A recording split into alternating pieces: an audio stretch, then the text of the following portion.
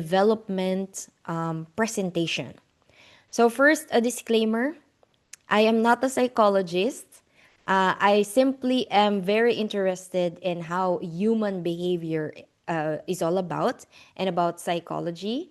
Um, because I wanted to understand why are we feeling sad, why are we feeling angry, so on and so forth. So for tonight's topic, we have self-development, understanding how feelings work, and how we can use them.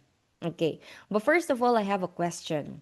Which do you think comes first? Is it the thoughts, feelings, or actions? Who would like to answer? Rodana, do you want to guess?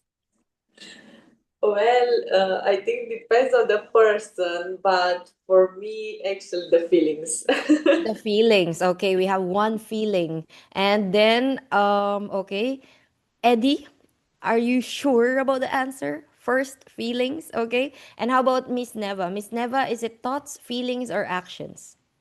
I think it really depends on the situation because sometimes we are triggered, so it's feelings first. But I think it should be thoughts.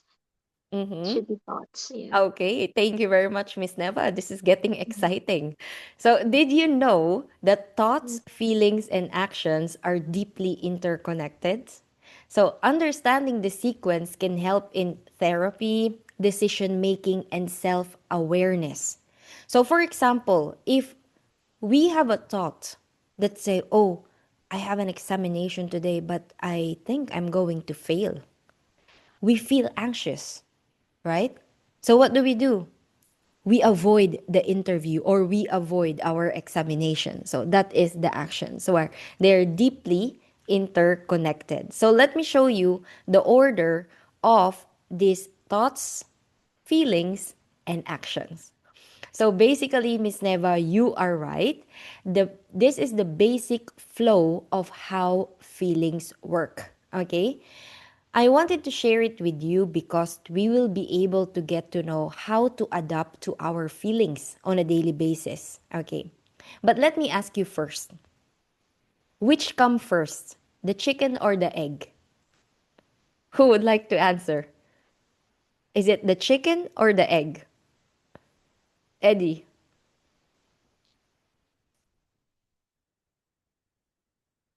Eddie, chicken. Chicken. Okay. Miss Neva, chicken or the egg? Chicken also. Chicken. Chicken. Loredana, Yeah. chicken or the egg? Chicken. Anyone? Is it chicken or egg? Samira, is it chicken or egg? Which comes first? The second one, egg? Egg? Okay, okay. This is interesting, okay? Do you want to know the answer based on research? Yes? Okay. So, basically, the answer is the eggs come first based on research, okay? If you want to know more information about that, you have to ask ChatGPT or search it on Google. Okay. Did your thoughts create your feelings or you're feeling something that created some thoughts? So do the thoughts come first or the feelings come second or vice versa? Did you know that your feelings are based on the thoughts that proceed and based on that you create action? So basically the basic flow of our feelings, the thoughts come first because we think about what we wanted to think about and that triggers our feelings, and when it triggers our feelings, then it comes the actions, okay? Next one. Okay. So here is what we have to understand. Okay. This is a very simple enough concept in huge psychology that thoughts and feelings will always match. For example, if you have angry thoughts, you have angry feelings, correct? If you have worried thoughts, you have worried feelings, right? And if you have happy thoughts, you have happy feelings. So I'm gonna tell you an example about the happy thoughts.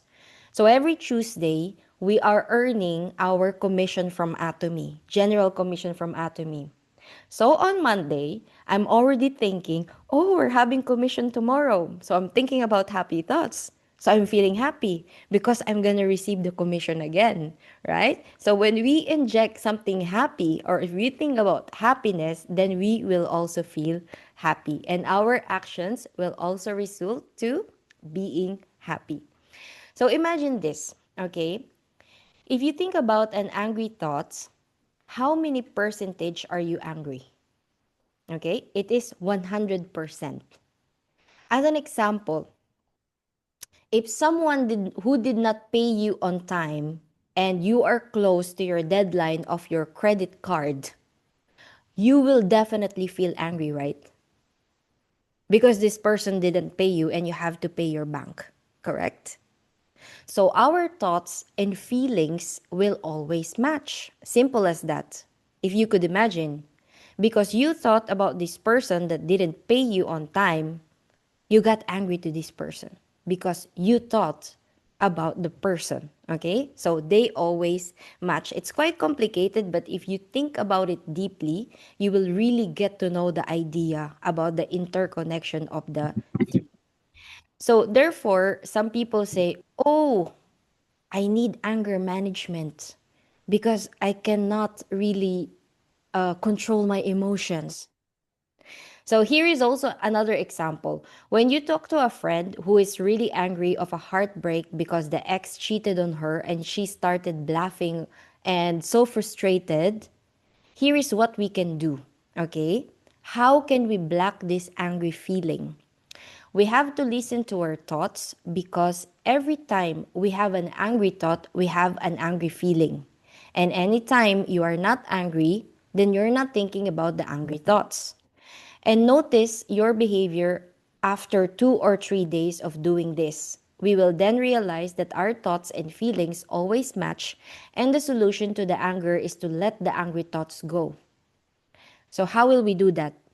Think about anything else. For example, you can read a book, you can start singing, you can read about how you will be able to achieve mastership in anatomy. Anything that isn't focusing on the angry thoughts will make them disappear. Okay? So, when I was, as some of you know, I have 3 kids. I got twins, they're girl and boy. And sometimes when they were a baby, I was just a paranoid mother. I was thinking about that they're not breathing. So what do? I got scared. And then I go to their room with a mirror. You know what I do with the mirror? I put it onto their nose and check if they were breathing. Right? Because I was scared. I was thinking about it. So my feelings got a bit scary. So my action will what? Will check if they're still breathing. So it's the basic concept. And also, just a tip on how you can block your negative thoughts or angry feelings is I read a book from Mel Robbins. She is a very widely known author, motivator. If we think about something angry or something about negativity, we have to tell our minds or we have to think that or to say to ourselves, I am not even thinking about that. Okay? So repeat after me, I am not thinking about that. Because if we block our negative thoughts, by the way, negative thoughts doesn't want to be blocked, okay? It's just how the brain works, okay? But if you start saying this to yourself, you will really notice. I've done it a lot of times. You will really notice the change. Try it for yourself. Now, your thoughts and your feelings are always in a match. To feel angry, you have to be thinking about an angry thought. But when do you have to be thinking about the angry thoughts? That's right. You have to be thinking about it right now. So, as a matter of fact, for you to get angry, you have to have an angry thought to have an angry feeling. When we talked about this right, but there is what is new to stay angry. You can just want angry thoughts, but you have to have a stream of angry thoughts, right? You really have to think about that you're angry. People say, I can't control my anger. Therefore, some are not controlling their thinking. They're not choosing what to think about, or in other words, they are not just letting their thought run through, and that how terrible feelings are made. But of course, for some reason, we don't want the same feelings, but we chose to stay in the thoughts. What do we need to do? We just have to choose again. We have to control our mind to choose not to think about these thoughts, the angry thoughts, for example. Choose to have any other thoughts in the world. Why? Because thoughts and feelings always match. We are actually creating out internal stain and then blaming it to something external. Correct? Do you agree with me? It's the most common psychological misconception that the outside creates the feeling. Sometimes when we get angry, we always just blame it to the external sources, right? For example, if we feel very warm, we say okay because the weather is very humid. Okay?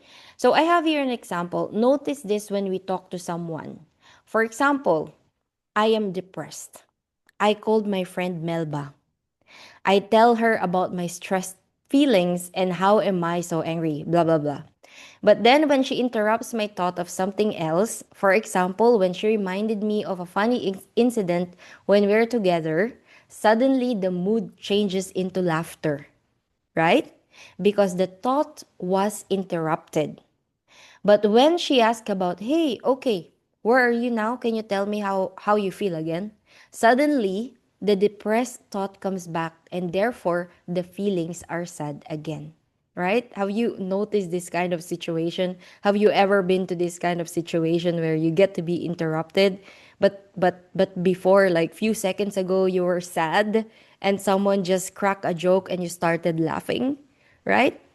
So, what am I trying to say is that when we feel depressed or sad, we feel alone, okay? And we just have to think of something else. I will give you another example. Last night, my youngest son, he was so scared to sleep because one boy from the camp told him about a scary story. So when I put him to bed with the lights off, he started crying and begging to sleep with me because the thought of something scary was in his mind. He was thinking about it. What I did was, I interrupted his thoughts. First, I did not allow him to sleep with me, but I converted his thoughts to something else, like talking about what does he want to do for his birthday. Then suddenly the mood changes. So again, if we feel sad, if we feel alone, if we feel lonely, we just have to not to think about the thought that make us sad. We just have to think about something else. Okay? So I want you to think about this. If you feel alone, if you feel like the world is dropping on you, you have lots of problems and so on. Okay, I would like to ask you to be alone in a room by yourself and please notice who is in there and who is not. Okay, so this is like an exercise. Notice that anything from your past or anything that you're worried about is not currently happening, correct? And I would like you to see if you're still sad or depressed. Alone in a room by yourself, still depressed, you can figure out who is the person causing your sadness or depression. Do you get it? So, who do you think is causing the sadness when you're just alone in a room? Myself. Loredana. Who do you think? Or Eddie? Who do you Me. think? Me. Yourself, right? Yourself. Correct. Correct. You are the only person there and nothing is currently happening. But you in real time, alone in a room by yourself, is watching you cause your sadness or depression. You also cause your happiness. Of course, I will blame that on you too. Do you want to know how? Okay. You are causing your happiness by thinking about happy thoughts. You caused yourself to be worried. Why? By thinking about worried thoughts. Because they always match. Recently, I think 2 months ago, I had a challenge in my life that I didn't thought that I would have. I was really depressed, and I contacted a psychiatrist or psychologist.